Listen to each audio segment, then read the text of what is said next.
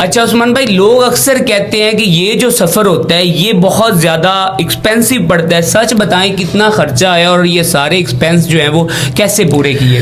ये मेरा इस सारे सफ़र में खर्चा जो है वो तकरीबन 17 से 18 लाख आया था, चूँकि मैंने हज किया था और ठीक इसके है। एक्सपेंस जो है वो खुद ही मैंने बेयर किए थे और बाद में जो है वो कुछ वालिद साहब ने भी सपोर्ट किया था। ठीक है। हाँ जी।